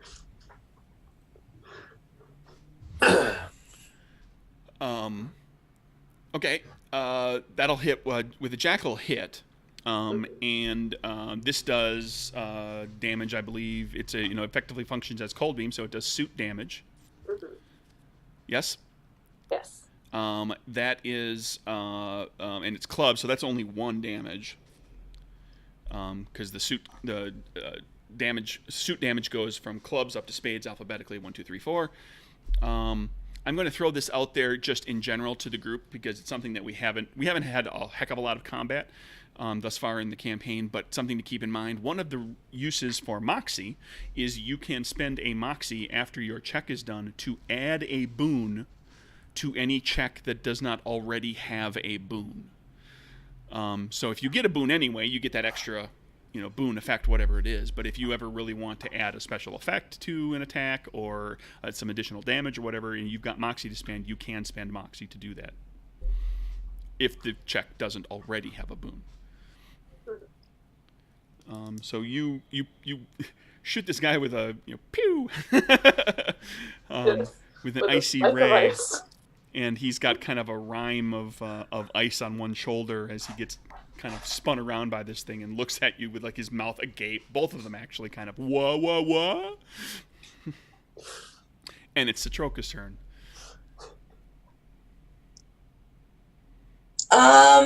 Yeah, I mean, we haven't had any signal to stop loading at this point. No, but as you're loading up your dimensional pocket, you know, like when you first got in here, you were let in the back by Chester. Yeah. Or that like, you know, the person that looks like what Ollie described Chester to be, because you had not actually talked to him. Yeah. And as you're in there, you're hearing all this chaos. Everything's kind of, people are coming in and out of the doors. Ollie's right there too. People, like everybody's kind of talking to each other a little bit, not getting too loud, but you know, people are like, okay, grab from there. We got to get it to the trucks. We got to get the first couple trucks out of the way. And they're making a lot of chit chat and trying to get this thing moving quickly. And you find yourself looking around, and it's a lot of people talking, right? That's what they look like. Just. I get animated sometimes, and you take a look around, and Chester is nowhere to be seen. I don't like that. Ollie, you notice this as well when you come walking back in when we get to your turn. But Satroka right now, yeah, no Ollie, or no Chester. I'm gonna go. You know what? I think I'm gonna look for him. I'm sorry? I think I'm going to look for him. Okay. I think. Do I move faster as smoke?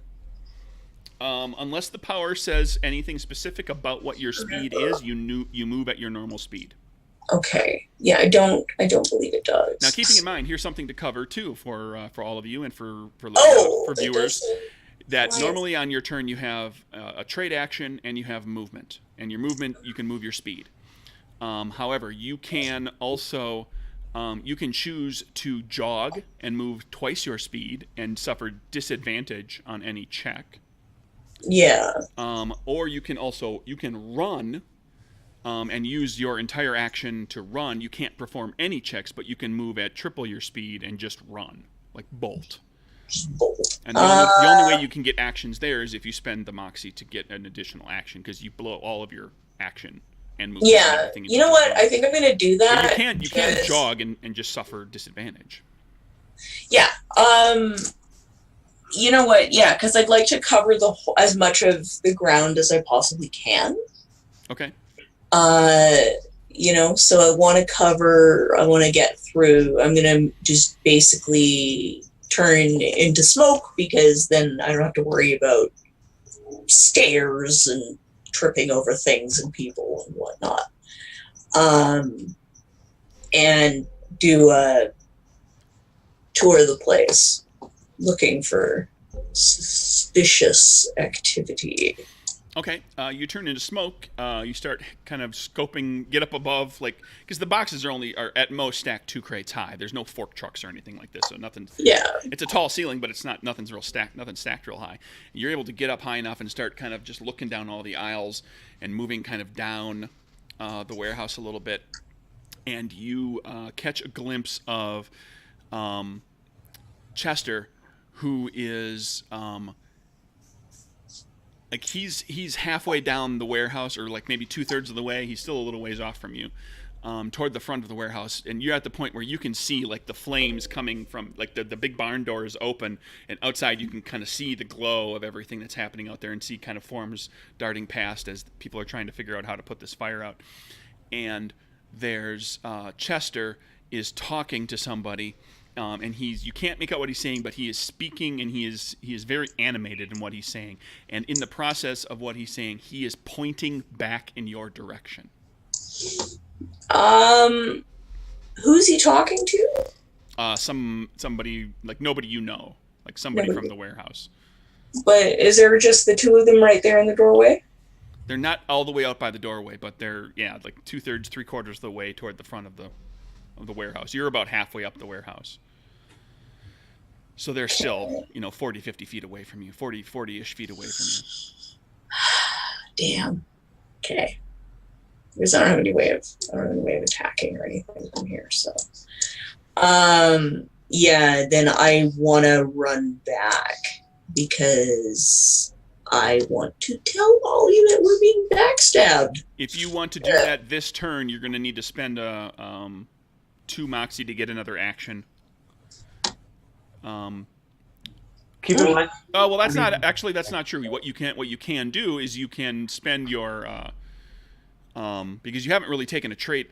What does it take to turn into smoke? What does it require? What's the activation? No. Let's double check that. It doesn't say. It just says you It transform. says activation Activation, free right toward the top of the power. Oh, I guess I didn't copy that part onto my sheet. Where's my book? Oh, it's over there. My book is on the other side of the room. Hang on.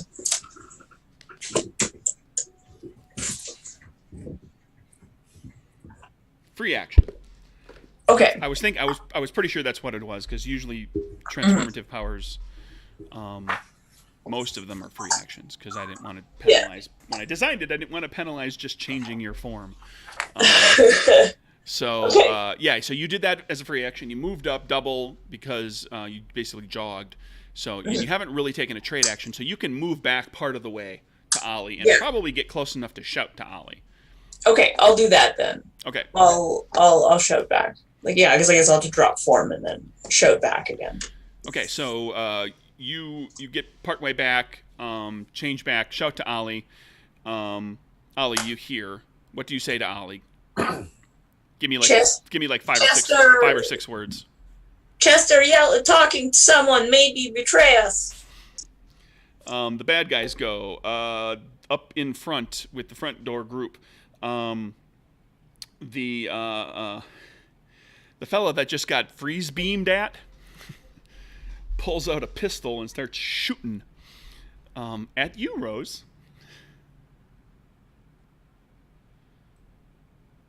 Well, this will be fun. Jack of Spades is going to get you. I'm thinking, I'm going to stick with that, Jack. Yeah. Hit your body score. And with a pistol, that's 5 points. Okay.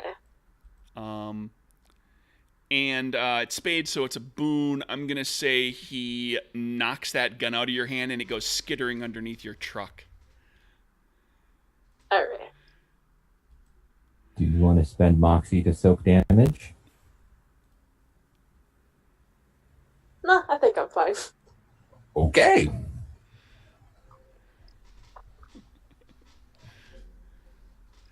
Okay. And then the other fella, he continues advancing toward you, Rose, and starts screaming. He's getting a weapon out, and he starts screaming. He's like, "Get down on the!" And like he sees the whatever weapon you were carrying knocks out of your hands, and he starts screaming at you to surrender. Essentially, he says, "Hands on your head and get on your knees." He's screaming at you. Do you comply? Because you could drop. You could drop to your knees as a free action. You can just drop prone, or put your hands up as a free action. I'm gonna drop to my knees for now. Okay. And he's got his gun trained on you, and he's going up like he's about ready. He's gonna have a little conversation with you. It looks like, try to figure out what's going on. Ollie's turn. You hear Satroka scream to you. Son of a bitch. He crosses himself. All right, boys, get ready. Things are about to go south. Are there any of the men with me armed? Like one or two of them? Sure, you can. You've got somebody. I'm going to pull aside one or two guys that have guns. You over there. We're taking up positions behind boxes and just waiting for shit to go down. The rest of you keep loading up as fast as you can. And I'm going to pull out my Tommy gun and just hunker down behind a crate and just wait. Okay. Do you want to actually ready an action? Yes. Yes. I'm going to ready an attack. But it's not going to be like when I see somebody. If shots are fired, I'm going to shoot. If shots are fired from the enemy, like if I know it's not us shooting, I'm going to have everybody start shooting. Okay. while I'm going to take the warning like as a warning, she did say maybe betray us. So there's still a question of like, because we offered him quite a lot, so there's still a question of maybe that he's covering for us and she saw something she didn't see it right, sort of situation. So I don't want to start firing if there's a chance that he hasn't betrayed us yet. Gotcha. Make a note of that. Keep that in mind. Kieran, you have seen what has transpired out in front of the smaller warehouse? Can Kieran move up close enough to where he's within, say, 30 feet of the guys with guns? You can. You'll likely become, you won't be well hidden anymore. That's fine. Okay. Kieran walks out of the shadows and is like, whoa, whoa, whoa, whoa. All right, let's everyone just calm down. We are not here to cause any trouble. I brought her along to help us put out the fire. You saw her gun. She's just a bad shot. Okay, yeah, give me a big fat charisma deception check. Okay.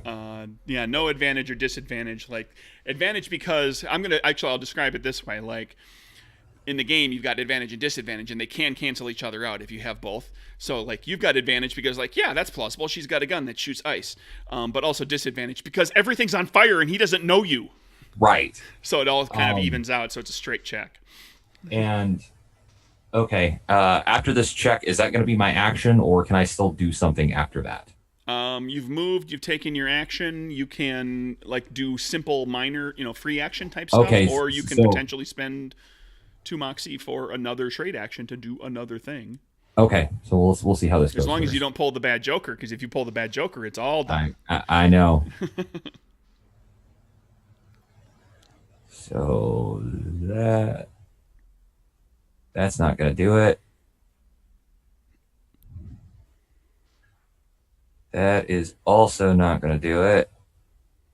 9 of clubs. 9's not terrible. The 3 before that was terrible. Yeah. All right. 2 is not good. Yeah, 2 is not good.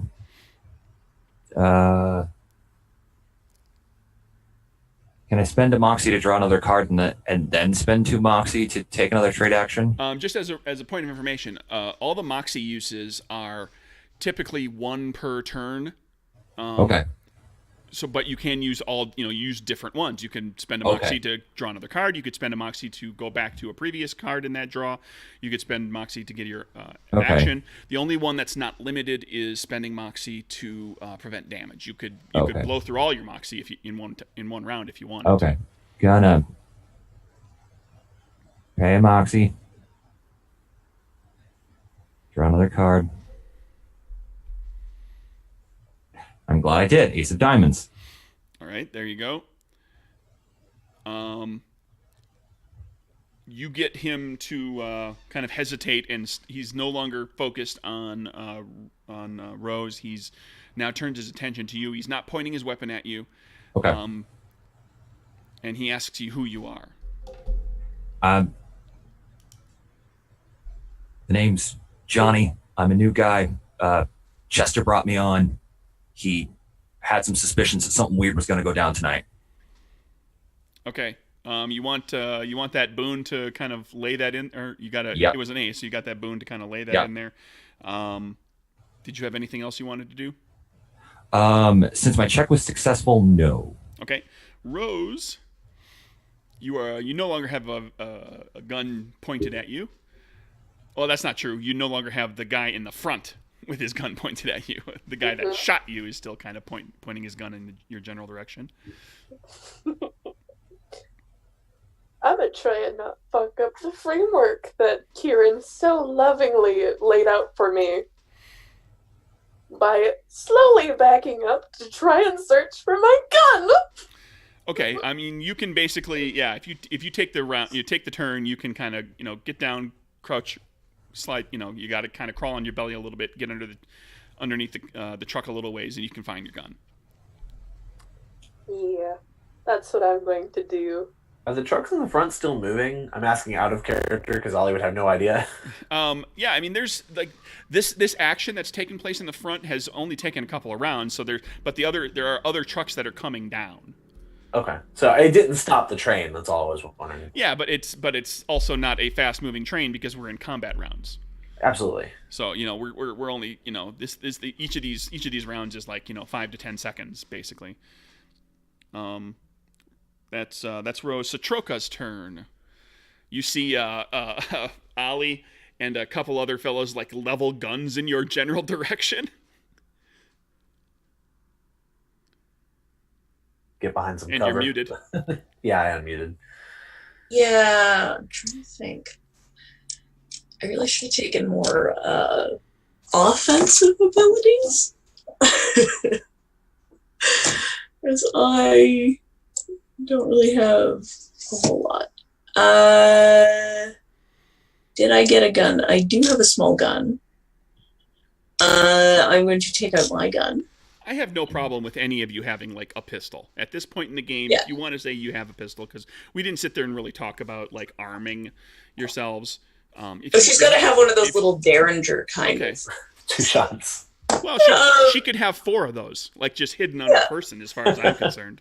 Yeah, exactly. One in her boot, one in her hair. Yeah, one in the cleavage. Yeah, exactly. Yeah, so she'll pull one of those out and take some cover. Gonna get farther back, like with Ollie. Yeah. All the way to the back of the warehouse. Or, yeah, I'm gonna go back over with Ollie actually. Okay. And you know what I do have is a dagger, which I put on my sheet instead of a gun. And I think oh, he didn't miss it. The viewers, we have people having a little discussion in a little chat here amongst these players, just trying to figure out how Ollie didn't notice the gun in Satroka's cleavage, just so we all know why everybody's giggling. Continue, Satroka. He knows where she keeps her guns. She's going to have the dagger ready and turn into smoke and sort of stay above like Ollie and the rest of the group, so she can kind of get that bird's eye view from up there and just watch everybody, like see if they watch them coming in and yeah. Okay. And the people at the back of the warehouse, you see Chester with a gun out and another fellow walking with him, making their way. You can just kind of barely make them out. You recognize Chester more from the clothing that he's wearing, just because he's off in the distance, and backlit at this point. And they're making their way down the aisle, both with guns out. Out front, the 2 fellows that were off to the side are kind of the one who was shooting at Rose is kind of holding off to see what the first guy has to say. That guy's looking Kieran square in the eye and trying to figure out what to make of you. At the burning now 2 vehicles that are in some amount on fire. There are people who are continuing to try to, at this point, like a couple of people have actually managed to like find a shovel or a pan, and they come out and they're scooping, like they're trying, but it's really rough going because you see them out there in front, like they're trying to get scoops of dirt to throw in there, but all this ground out here is hard packed because vehicles are constantly driving over it, so they're not getting a lot out with each scoop, but they're throwing dirt in there. Your car has been prevented from running into the large warehouse, but it's close. And it is at this point that your car's the car that you sent down that has been burning for several rounds now explodes and launches flaming car debris about 15 feet in every direction, including at the large warehouse, which now catches fire. And that's where I'm ending today's game. as I cash in like 3 complications that you guys have built up over the course of the episode. I didn't get any complications with Chester. There was no clubs pulled there. Yeah, there was. What? The first time you failed with him. Oh, that's yeah. That was All right. yeah. All right. I made a note of exactly nearly everybody. Actually, each of you pulled clubs at one point. Each of those 3 conversations pulled a club. Yep. Nice. And I actually had the club as the check. What I would like from each of you is to make a note of exactly where your character is, what your character is doing. Like you're in smoke form. You're Ollie. You've got your action readied, just so that we keep track of actually what each one of you is doing, because we're right in the middle of combat. When we come back to the game, before we start up again, I will re-listen to like the last round or 2 of the fight to make sure I keep up to speed where the bad guys are. It is going to be the bad guy's turn immediately after the fire, after the explosion goes up, and we'll keep the initiative order that we have. I'm going to dole out a moxie to everybody for pure chaos. Which warehouse are we in? The big one or the little one? You guys in the backdoor crew are at the big warehouse. Okay. The front door crew are over by the little warehouse. Okay. So everybody pulls a moxie for crazy wackiness, and I'll just be just kind to everybody here. I'm gonna take all the people that are at 4 moxie and top them out to 5. Satroka, you were already topped out, just for the sheer chaos that has now ensued with all those complications coming down. Everything's on fire now. Like if you weren't trying to get this liquor unloaded quickly before, you are definitely trying to get this unloaded quickly now. So that's where this game ends, everybody. Thank you for getting on a heist here that is, I'm sure, going to go very smoothly from here on out. Thank you for all the plans that you came up with and all of the good intentions that you had for how smoothly this would all go. I'm actually impressed with how smoothly it's gone up to this point. It's only been 2 rounds of combat, my friend. No one's died yet. I didn't expect to get this far. Well, that's true. Admittedly, it's been a lot of people, taking their turns. They're still loading stuff or just moving around quite a bit, and a little bit of talking and a couple of I wasn't even sure we'd get loading before it would turn into a firefight. So same here. Well, I like to build up to the warehouse fire. The fire in the warehouse full of I don't know, explosive liquor. 5,000 gallons of flammable booze, or whatever there is in there. There's plenty of it. So that'll be the plan. We'll be back next week for the exciting conclusion. Hopefully, most of the characters will get out of this unburned. And dun, dun, dun. Thank you, everybody, for listening. That'll be it for tonight. Woo! Bye, everybody. Bye. Bye.